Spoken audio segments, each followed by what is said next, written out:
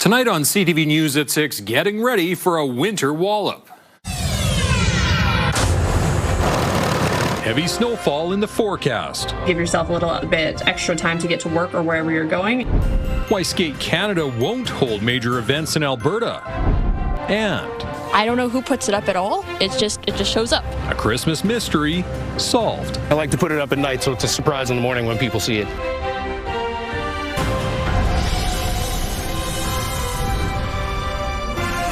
CTV Edmonton, local breaking news with Jeff Hastings. Good evening. A snowfall warning is in place for Edmonton and the surrounding area. To prepare, the city has issued a parking ban for major roads and bus routes starting tomorrow night at 7 o'clock. Josh Clausen will be here in a moment with your forecast details. First, CTV's Merrick Takash has more on the preparations underway ahead of the dump of snow. It's been a busy month for snow and ice removal companies. I've been doing this since 2008. This stretch in December has probably been one of the hardest stretches as a company that we've had, for sure. Temperature swings have led to a difficult few weeks for crews. We've had 3 freezing rain events already in December, which is unheard of, really. Typically, we get 1 or 2 of those in a whole season, and we've had 3 over the last 14 days. Meaning rock chips and ice melters have been used more than usual. We've gone through, to give you an idea, over 200,000 pounds of ice melt in the last week alone. Okay, I don't know how many elephants that is, but it's a lot of elephants. While the ice has been the problem lately, snow is on the way. Heavy snow is expected throughout the day Wednesday. How much, sorry? 20 centimeters. Oh, that's too much, you know. It's scary. Are you nervous at all? No, not at all, no. It's just is what it is. I'm from East Coast, buddy. We used to have like 30, 35, 40, 45 centimeters of wet snow. That snow here, there's nothing. The city says take it slow and stay safe. As always, take your time, give yourself a little bit extra time to get to work or wherever you're going. And as always, give our crews room to work, and we can get those roads as clear as possible for you. Both city and private crews will likely be hard at work come early Wednesday morning. It's going to be definitely the worst snow of the season thus far, and people should just be prepared to probably cancel their travel plans tomorrow. Merrick Takash, CTV News, Edmonton. All right, Josh, plenty for you to keep an eye on here. Yeah, that's solid advice. If you don't have to be on roadways tomorrow, especially on highways, that is going to be by far and away the best decision. It's calm before the storm right now. It was actually not a bad day. -7 for a daytime high. We're at -11 with light wind. Look at the warnings, though. Cold warning across the north. Wind chill around -40. Overnight tonight, early tomorrow morning. You have a snowfall warning from Grand Prairie, Grand Cache, down through the Edson, Whitecourt areas and into Edmonton and areas off to the southwest. In general, about 10 to 20 centimeters worth of snow. Some spots maybe a little bit more. In the purple zone, that's a winter storm warning. Not only do you have heavy snow, but there's also a chance of some freezing rain at the southern edge of this. And you're going to see wind gusts about 70 to 90 kilometers per hour. So at times you're going to have near blizzard conditions. By the way, this white zone, this is an orange level blizzard warning for Saskatchewan. Blowing snow advisory in blue from Red Deer south to Calgary. And then wind warnings across the south, both a yellow advisory and a stepped up orange advisory. West of Lethbridge could see wind gusts up around 130 kilometers per hour. It'll be windy here in Edmonton as well, but not that windy. You see, the storm system hasn't even really developed just yet. It will come through overnight in through northwestern Alberta and then off to the south. For the Edmonton area, rolls in between about 6 and 8 a.m. So you will have snow falling and blowing around through the morning commute. Heavy snow comes through midday, and then it looks like by about supper time, most, maybe all of that snow is out of here. And by then, you've got about 10 to 20 centimeters on the ground in the Edmonton area. So windy, gusts to about 30 to 40 kilometers per hour to go along with that heavy snow, and with temperatures falling through the day, wind chills will be back in the mid-20s. Take a closer look at that and the rest of your 5-day forecast in a couple minutes. All right, thanks, Josh. Skate Canada says our province will be left out of future national and international level events because of the Alberta Fairness and Safety in Sport Act. The law restricts transgender athletes from participating in female-only sports. Skate Canada says it is unable to host events in the province while maintaining its standards for safety and inclusivity. The decision applies only to national and international level events. In a statement, Alberta Sport Minister Andrew Boychenko says provincial rules keep girls safe and competitions fair. This decision doesn't affect Alberta athletes' ability to participate in Skate Canada programming and competitions. No upcoming national or international events are scheduled to be held in Alberta. Edmonton police are throwing their support behind the city's bid to bring back some photo radar. The province is reviewing requests to reactivate speed-on-green cameras at 2 of the more than 80 intersections equipped with the technology. Amanda Anderson reports. Over the past year, Edmonton police have been working without an important partner on the roads. If people are aware that there's a chance that they're going to get a ticket, I would like to think that most people are going to change their behavior, change their driving pattern when they're driving in an area that is susceptible to automated enforcement. These cameras still capture and send tickets to vehicles that run red lights, but provincial regulations that took effect in January meant having to deactivate catching speed violations. Feels like because of the lack of consequences, people are choosing to drive more dangerously. Data from the city shows an 87% increase in the number of people going 20 to 30 kilometers over the posted limit. Police are seeing a similar trend. We're still seeing an uptick in more aggressive driving, and what we're seeing is an increase in 50-plus violations, 30-plus violations. We are at the highest number of fatalities this year since Vision Zero was adopted in 2015. The province is currently reviewing requests to reactivate the speed on green at 2 problem intersections in Edmonton. These are real lives being lost. It doesn't need to be this way, especially when the tools exist. When we look at the criteria, many of our intersections will still meet those requirements, but we do have to put together the business cases to bring it back. With more than 80 intersection safety devices, the city says there will be more requests submitted, a move police believe will make a big difference. The automated enforcement can also be there all the time, and it can be there in a place and can sometimes control driving behaviors when we don't have that capacity to do manned enforcement. Police say the solution doesn't just lie with cameras and enforcement, but drivers too. We all play a role in that, and we just need to do better. Amanda Anderson, CTV News, Edmonton. The province says Albertans are in support of higher speed limits on some highways. More than 59,000 people responded to a government survey about upping the speed limit to 120 kilometers an hour on certain roads. The transportation minister says 68% of people who responded support the move. 90% supported restricting commercial trucks from using certain highway lanes. The minister says the province will choose rural divided highways for the trial next year. Police are looking for the driver of a pickup truck involved in a multi-vehicle hit and run that sent 6 people, including 5 youth, to hospital. It happened just after 9 a.m. on 132nd Ave and 86th Street. Police say the driver of the Dodge truck hit a Honda CR-V carrying 4 teens who attend O'Leary High School. Their vehicle was pushed into another with a woman and youth in the car, which then struck 2 parked vehicles. 1 teen suffered serious injuries while the others were treated in hospital for minor injuries. That truck is described as an early 2010s black Dodge Ram with front-end damage. Anyone with information is asked to contact police. The Stollery is changing the way it celebrates treatment milestones with cancer patients, moving away from bell-ringing ceremonies in hospital. It's tradition on many cancer units for patients to ring a large bell to celebrate the shift from treatment to recovery. The ritual often involves family and friends. During the pandemic, staff at the Stollery reassessed the bell ringing tradition and found it can expose vulnerable patients on the unit to germs and can also be insensitive to patients who are not at the recovery phase of their cancer journey. Some families really, again, they really love the bell ringing, but there are others that really don't, and it is a trigger for them. And so how do we just not make it as kind of a standard thing that happened, but how do we actually change it to be more customized and meaningful for those individuals? Now, patients are given a small bell to take home with them through a partnership with the Kids with Cancer Society. That organization still offers patients the big bell at its facility. Families can also request to ring the big bell at the Stollery, but it now happens away from the cancer unit. The Salvation Army was on the front lines today, making sure families who might go without are receiving Christmas toys.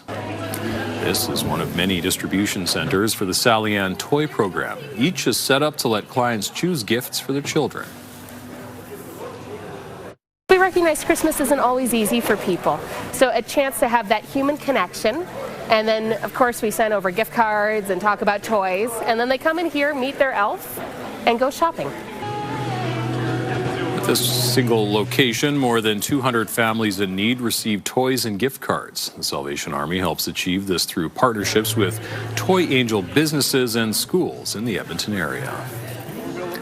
Canada Post says Santa Claus will be responding to kids' letters this Christmas. Last year, a postal strike meant many letters sent to Santa didn't get a reply. Canada Post says letters mailed before December the 8th will be delivered and responded to.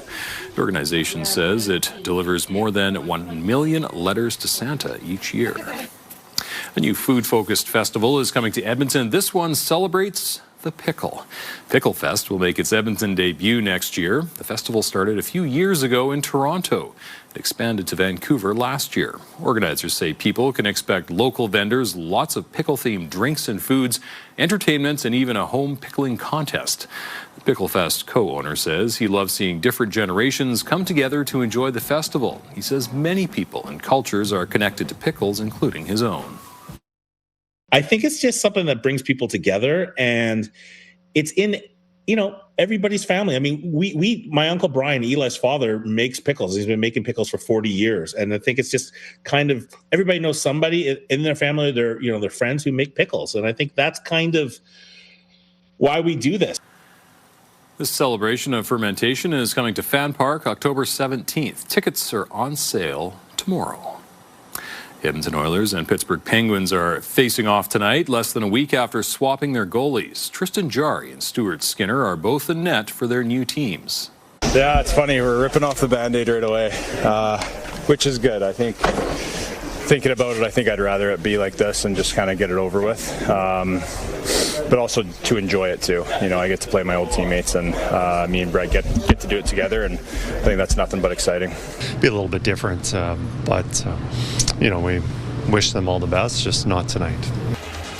Defenseman Brett Kulak was also included in that trade and is playing for the Penguins tonight. For the Oilers, winger Quinn Hudson is playing his first NHL game of the season after being called up from Bakersfield. With 16 goals in 24 games, only 2 other players have scored more goals in the American Hockey League so far this season.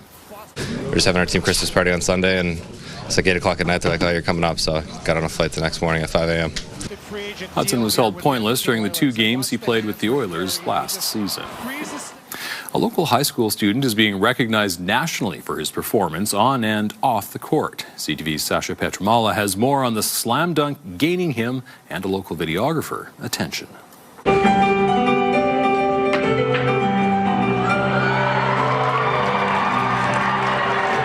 Jordan Hunter has talents on and off the court. Piano is like my second passion. I fill my time with basketball and piano. I've always loved it. During the opening ceremonies of the Jasper Place Dunk Contest, Hunter sang and played a song mashup on the piano. Great to do that part and just show the kind of the softer side of me, I guess. That part didn't last long. He soon laced up his shoes for competition, and one shot made all the difference.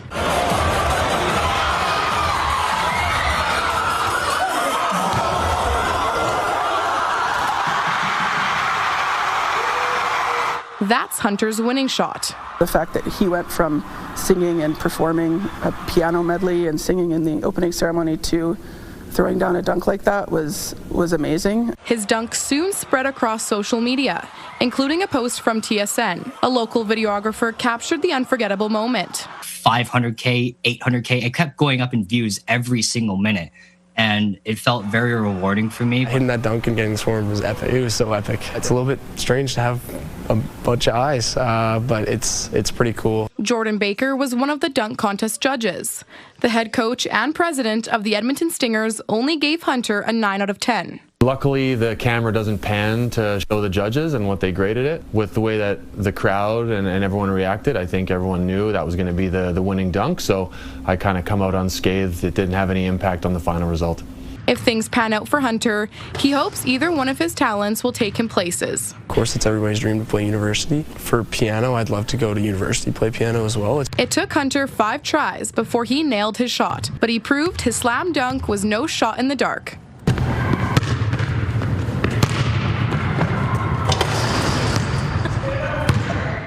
Sasha Petramala, CTV News, Edmonton. Coming up, Ottawa's plans to tackle methane pollution in the oil and gas industry. Plus, Yoho National Park gets set to reopen a boarded-up backcountry lodge. Have the opportunity to not only experience the wilderness, experience the nature, but at the same time, walk into a piece of Canadian history. That is the type of experience that we know a lot of visitors really cherish. Just how Parks Canada plans to restore the National Historic Site.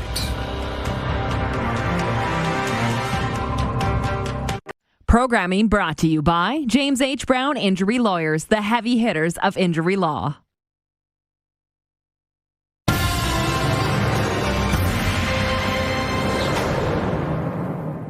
The federal government has announced new plans to tackle methane pollution in Canada's oil and gas industry. These new enhanced oil and gas regulations are designed to significantly cut methane emissions by over 304 megatons from 2028 to 2040. The federal environment minister says new landfill regulations will also cut 100 megatons of emissions by 2040. In a statement, Alberta Environment Minister Rebecca Schultz acknowledged the new rules, saying as part of last month's MOU between Alberta and Ottawa, a, quote, methane equivalency agreement is to be completed by April. She says the Alberta government will focus on practical and flexible methane reduction solutions. Support for new pipelines from Alberta is climbing, according to a new poll.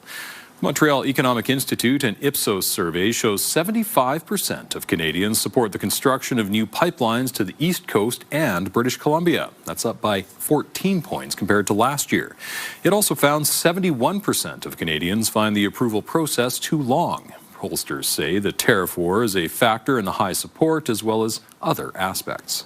We can look at couple of metrics, but productivity, value in terms of exportation, $1 out of 4 exported are from the oil and gas sector, and nice paying job. So with all this added value and economy, Canadians are simply understanding that.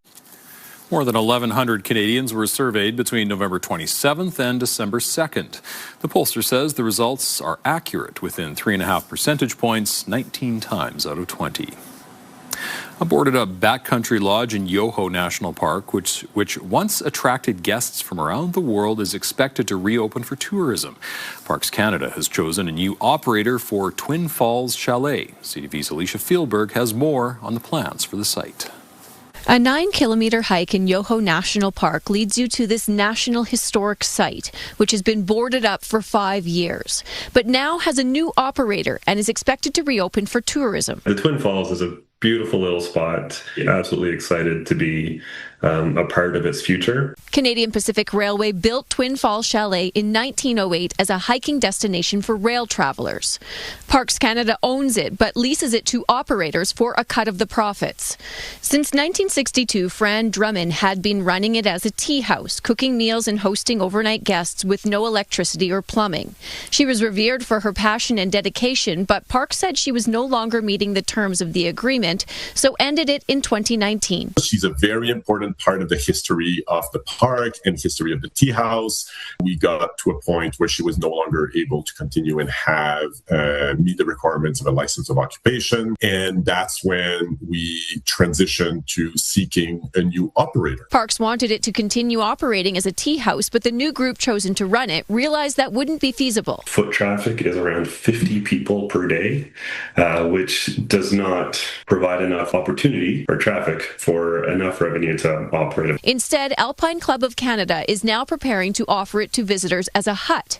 That means no staff and guests bring their own food and bedding. You need to collect your water and treat it to make sure you can drink it. You prepare your own food, and everyone helps clean and take care of the facility. The club also plans to install solar power and find a way to commemorate the chalet's history. Have the opportunity to not only experience the wilderness, experience the nature, but at the same time, walk into a piece of Canadian history.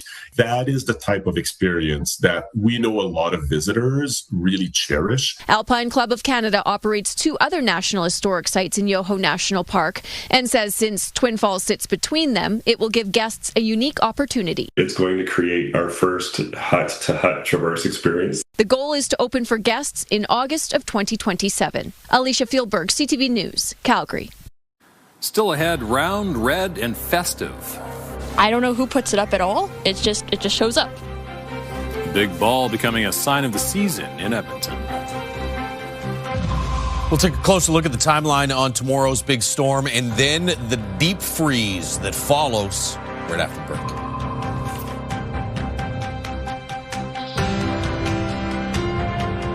Programming brought to you by Century Casino. 3 great locations, Edmonton, St. Albert, and Century Mile. Programming brought to you by James H. Brown Injury Lawyers, the heavy hitters of injury law.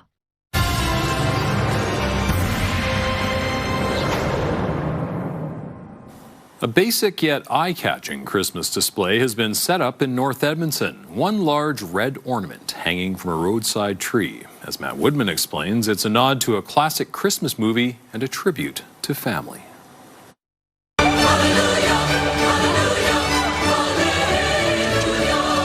When it comes to Christmas decorating, over-the-top displays like Clark Griswold's usually get all the accolades. For the past 2 years, though, this simple yet significant ornament hanging from a tree on 58th Street is getting some attention of its own.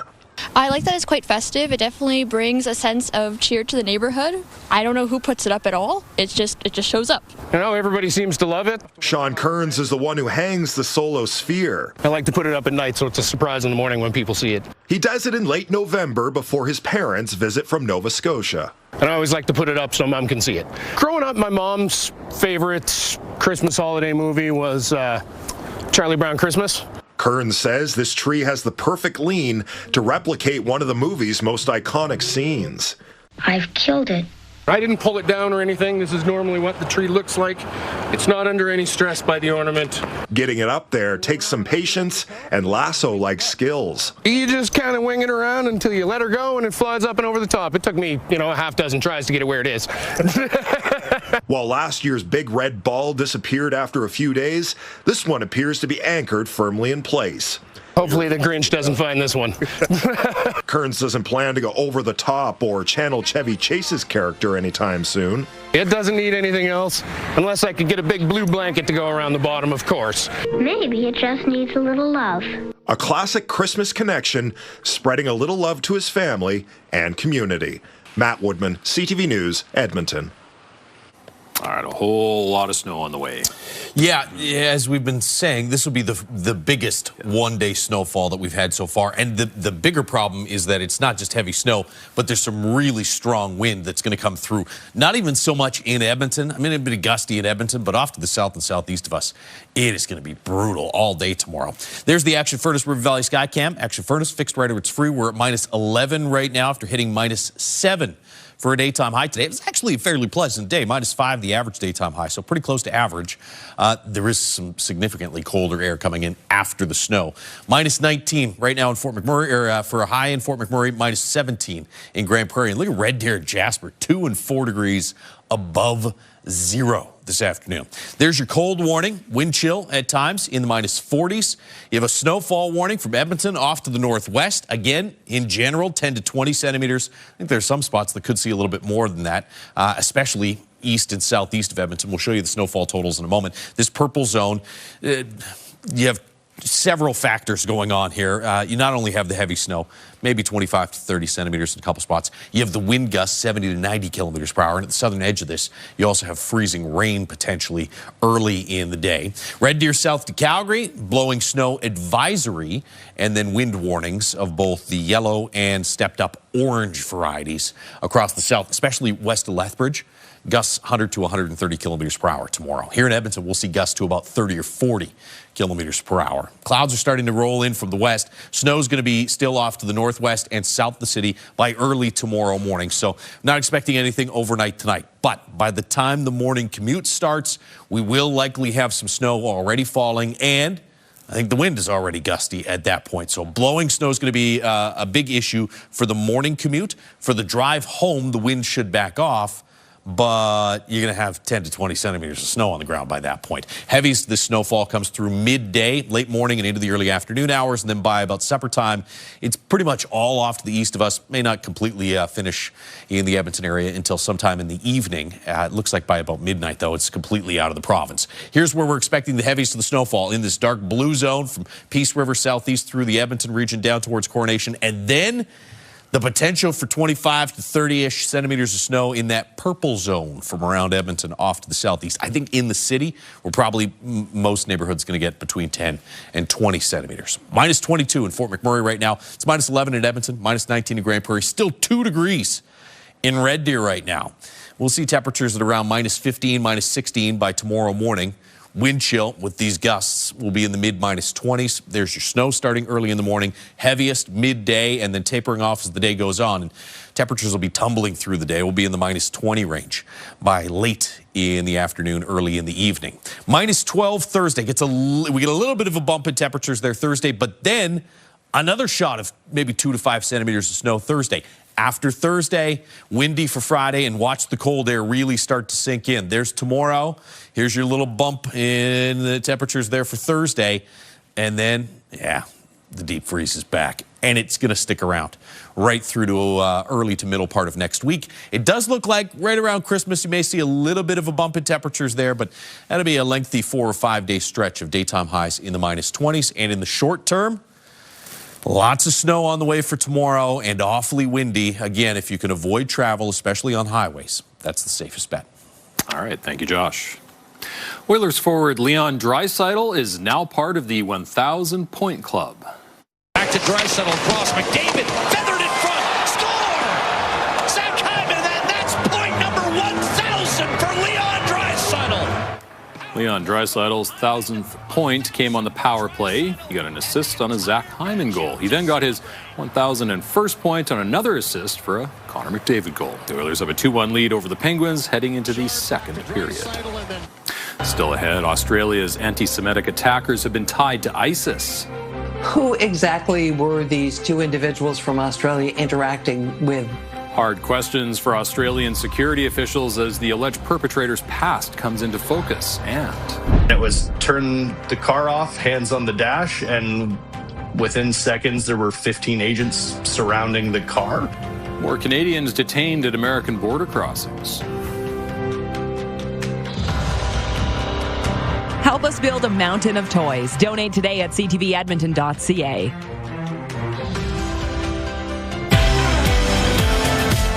Wednesday on Your Morning Edmonton, what happens in the brain to make us love sparkly holiday lights and wintry smells? Plus, we catch up with the winners of Traders Canada and MasterChef Canada. Your Morning Edmonton, weekdays.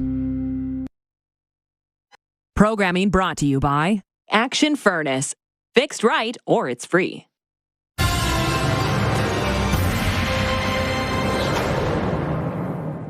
Investigators have linked the terrorist attack targeting Australia's Jewish community to ISIS. The Australian Prime Minister says the father and son suspects were influenced by the Islamic State. CTV's Judy Trin has more. Before the mass shooting began, dashcam video reveals how a couple confronted one of the Bondi Beach attackers. They tried to wrestle away his gun. Boris Gurman and his wife Sophia were among the 15 people killed. It would appear that there is evidence that this was inspired by a terrorist organisation, by ISIS. Homemade Islamic State flags were visible in the suspect's car. Authorities also found improvised explosive devices in the vehicle. 50-year-old Sajid Akram was killed by police. His 24-year-old son was also shot and in hospital. Police say father and son traveled to the Philippines in November and are trying to find out why. Specifically, who were they interacting with in Mindanao, which is known to be an ISIS stronghold? In fact, ISIS had tried to carve out an independent state there some years ago. Still known to be active, still doing training there. Who exactly were these two individuals from Australia interacting with there? The Akram's home in a Sydney suburb was searched. Police said the father, Sajid, had licenses for 6 firearms. Australian media is reporting that his son, Naveed, was investigated in 2019 for ties to an ISIS cell, but deemed a non-threat. Meanwhile, a menorah lights up Sydney's Opera House as grief grows at a memorial on Bondi Beach. 2 rabbis and a Holocaust survivor are among the dead. The youngest victim was a 10-year-old girl named Matilda. Matilda's mother called me and say, Matilda died. And I couldn't even repeat this word at the time. I say, what? What? I asked him many times. I was thinking it's bad reception. I don't hear something well. And afterward, I started screaming. There are growing anti-Semitic incidents across the globe. A Canadian intelligence assessment done after the Bondi Beach attack found that there is no credible threat to Jewish holiday events in this country. But a violent act by lone actors is a possibility. Judy Trin, CTV News, Ottawa. Data from U.S. Immigration and Customs Enforcement shows more Canadians are being detained due to changes to U.S. immigration policies.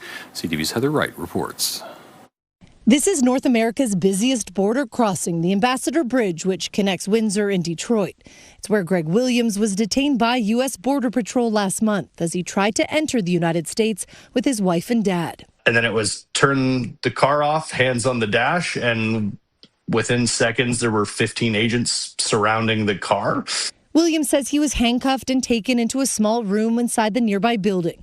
He was photographed and fingerprinted before ever knowing why he was being detained. I wasn't worrying about being sent to some, Ecuadorian supermax, which is very much white privilege of me, that it's like, I don't have to worry about those things, but that's also like, nobody should. Turns out there's another Greg Williams with some sort of a record that prompted the detention of this Greg Williams, an Ontario musician. This happened because I have the same name, and that's crazy. Williams was released after a couple of hours, but his story highlights the growing number of Canadians being caught up in the immigration crackdown underway south of the border. More than 200 Canadians have spent time in ICE custody at some point since January, compared with 137 detained in 2024. Records show at least 6 children were among those detained. While a handful of Canadians had felony convictions or other criminal records, the vast majority were picked up for visa violations or less serious infractions, which experts say marks a major shift in policy. For the most part, from what I've seen, we're looking at very minor criminal infractions, but sufficient to attract the radar of U.S. enforcement. Experts say in the past, Canadians would have been denied entry into the United States or sent back to Canada, but are being detained more frequently. Heather Wright, CTV News, Toronto. After banning people from 12 countries in June, President Donald Trump added Syria, South Sudan, Niger, Mali, and Burkina Faso to that list. He's also bringing in partial restrictions to 15 other countries, along with people holding Palestinian-issued documents. The White House says it's a matter of security. Others say it's an attempt to demonize people based on where they are from. A lawyer for Nick Reiner says the son of Hollywood director Rob Reiner has not been medically cleared to appear in court to face charges in the murder of his parents. Every single inmate goes through a medical clearance before they can be transported to court. Every one of them. Okay. And that's a process. It's just a procedural issue. And he has not yet been medically cleared. So he will be here hopefully tomorrow. The 32-year-old, who has a long history of battling addiction, was arrested on Monday and booked on suspicion of murder after Rob Reiner and his wife Michelle were found dead at their Los Angeles area home. Reiner was an Emmy-winning actor who later became an A-list director with a series of Hollywood blockbusters. Coming up, a warning about buy now, pay later payment plans. There's a psychological difference to what people are spending, so they don't realize it, but often they actually end up spending more than they would otherwise. They're more likely to buy an item. Well, some say you should be cautious about stretching your payment plans.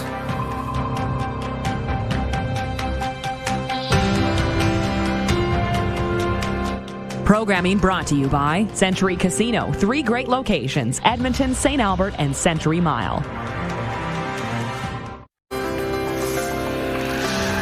Checking on the markets, the Canadian dollar closed near 72 cents U.S. Oil was down $1.54, closing the day at $55.13 a barrel. Gold lost nearly $3. The TSX fell 219 points. The Dow Jones down 302. The city of Red Deer has adjusted overtime costs for emergency services in the city. In 2024, the city's emergency services incurred more than $3 million in overtime. To reduce these costs, the city will now only use dynamic staffing once 75% over the overtime budget has been used. Dynamic staffing allows the city to adjust where and when employees work based on real-time need. It's done to ensure emergency personnel are available while still meeting department service levels with no job cuts. Last winter, the Red Deer Firefighters Union said dynamic staffing was putting people's safety at risk. It's thanking the mayor and council for making the changes. The federal government's Buy Canadian policy takes effect today. Ottawa says it will fundamentally change the way it purchases goods and services. It's not just what we build, it matters how we build. And importantly, we're building Canadian. That's why I'm glad to be here to announce the next step of our Buy Canadian policy. Because Canada needs to be its own best customer. When the federal government spends, we will prioritize companies and the use of Canadian materials. The strategy is meant to ensure Canadian products and workers are prioritized in federal procurement decisions. It applies to the government's new major projects and housing offices, defense procurement, and community infrastructure projects funded by Ottawa. The first stage of the policy requires contracts valued at $25 million or more to prioritize Canadian businesses and materials. It also requires Canadian steel, aluminum, and wood products be used in construction and defense projects. As many people cross items off their holiday shopping list, they may be looking to stretch their dollar by taking part in buy now, pay later plans. One University of Calgary professor warns of the potential downfall. Jacqueline Wilson reports. With less than 10 days until Christmas, it's peak spending time. But experts caution falling prey to buy now, pay later plans that might have you stretching your wallet. If we take the price of an item and divide it into installments, there's a psychological difference to what people are spending, so they don't realize it, but often they actually end up spending more than they would otherwise. They're more likely to buy an item. Bierman adds there's often an emotional component to spending. One of the most under-realized aspect of financial problems is this. People feel like they don't matter. People feel like they're less than other people. And I think that needs to be taken into account, that when people use buy now, pay later, when they take out payday loans, what they're trying to do is show that they're still a functional human being in society. The average Albertan plans on spending over $1,500 on gifts, travel, and entertainment this holiday season. That's down 8% from the year before, according to PwC Canada's Holiday Outlook. Given the what's going on in the economy, I think that discretionary spend is being compressed.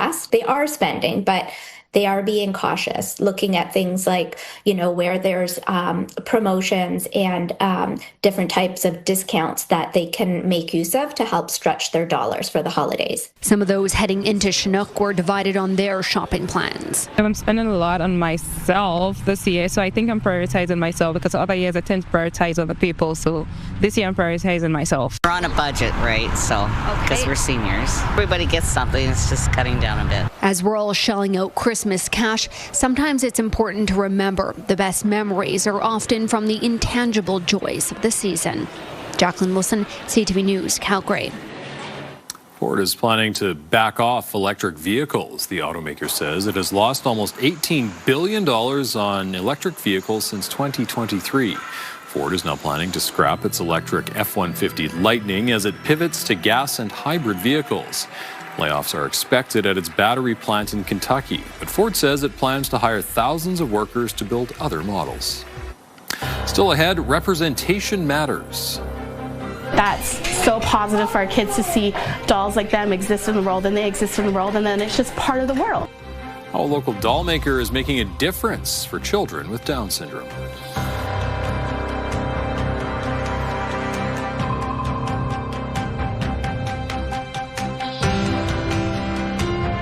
Stay with us. We've got another full night of great shows for you tonight on CTV.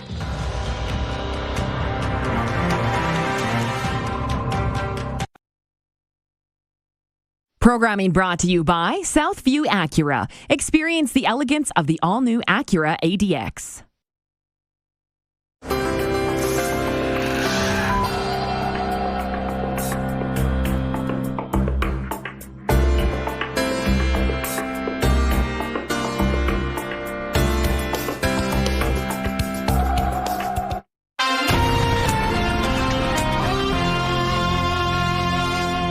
An Alberta company that specializes in dolls featuring different ethnic backgrounds and disabilities is donating to a worthy cause. CTV's Kevin Fleming has more on how the dolls with Down syndrome are helping others. She's making a visit to the Prep Society to see how the children here are playing with the 15 dolls she donated. Andale Fupa is the owner of BU Kids that specializes in multicultural and inclusion-based dolls. She's also an early childhood educator who works with children with special needs. It makes my heart melt. I wasn't expecting that, such love that they have towards the dolls and the joy that they had as well in their faces. So. Yeah, just seeing themselves and their friends in those toys. Fupa started the company when she couldn't find an African doll for her niece and struggled to find any ethnic dolls. Now she sells a variety of them. And then there's some with vitiligo, albinism, and all ethnicities and skin tones that represent Canada. The Prep Society is an organization that provides services and programs for individuals with Down syndrome from birth well into their teens. Nicole McFarland works with children of all ages here and says the dolls are having a positive impact. Representation is huge, and I think that that's so positive for our kids to see dolls like them exist in the world, and they exist in the world, and then it's just part of the world, and they're not different in that sense. It's just a doll. Curtis Slater runs Prep and is grateful for the donation. A lot of the staff have said, from the second the dolls arrived and they got kind of put into the classrooms, the kids just gravitated towards them. So they're being used in our early learning program, in our ECS program, and in our therapy services as well. Fupa says she's even noticed a difference in her niece once she received a doll that looked like her. I wanted her to love the skin that she's in. And I see that she's growing up to be a very confident girl right now. Kevin Fleming, CTV News, Calgary. An Australian runner made history at the bottom of the world. It's so hard. Wow. Oh my God, that is unlike anything I've ever done. I've done marathons before, but that is so tough. So tough. Draisaitl is the first female champion in the 20 years of the Antarctic Ice Marathon. Draisaitl finished in 3 hours, 48 minutes, 43 seconds. The runners braved strong winds and temperatures around -15 during the run. The Antarctic Ice Marathon is the world's southernmost marathon. It takes place at the Union Glacier, about 965 kilometers from the South Pole. That's any runner tomorrow in Edmonton. At least the sun was out for them. That will not be the case tomorrow. It's going to be cold, it's going to be windy, and there's going to be a lot of snow. Cold warning across the north, snowfall warning for the areas in red, and then the areas in purple and blue, basically near blizzard conditions at times through particularly the afternoon for those areas off to the south and to the east. Again, if you can avoid highway travel tomorrow, that is the best idea. 10 to 20 centimeters here in the city. That'll start tomorrow morning. Heaviest of that should come through around midday, and it will be bundled with some gusty wind. So temperatures will be feeling in the mid-20s with wind chill and blowing snow. It's going to be a big issue right through the course of the day. That snow should finally taper off around supper time or into the evening hours. All right. Thank you, Josh, and thanks for sharing your time with us. For news anytime, visit our website, ctvnewsedmonton.ca. Have a great day.